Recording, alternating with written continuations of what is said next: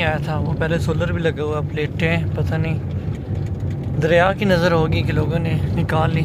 अब ये दरमियान में थोड़ा सा एरिया देख रहे हैं और अभी भी साइड पे काफ़ी ज़्यादा ज़मीनों में पानी खड़ा है, यानी ये ज़मीनें 1 से 2 साल के लिए ज़ाया ही हो गई हैं जब तक पानी नहीं निकलता।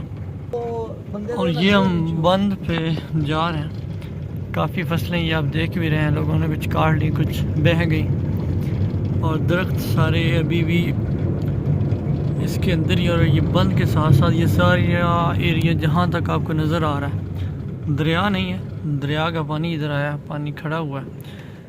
अभी ये खुद खुश्क होगा तो उसके बाद ज़मीनें आबाद होंगी, यानी इसमें 2 से 3 साल का प्रोसेस आराम से लग जाना है। अल्लाह खैर रखे, काफ़ी ज़्यादा नुकसान है और इधर ज़मीनों के ठेके भी काफ़ी ज़्यादा बढ़ चुके हैं। तो इस वक्त जो ज़मीन मालिकान है और जिन्होंने ठेके इधर दिए हुए थे वो सबसे ज़्यादा मुतासिर हुए हैं। इधर ये सारी सूरत हाल आपके सामने, मियाँ मोइन यहाँ के एमएन है। अब ये बंद की दूसरी साइड है, ये कुछ ज़मीनें बच गई हैं, वो आगे दोबारा पानी शुरू हो जाता है। और ये मेजरमेंट भी है इधर पानी की,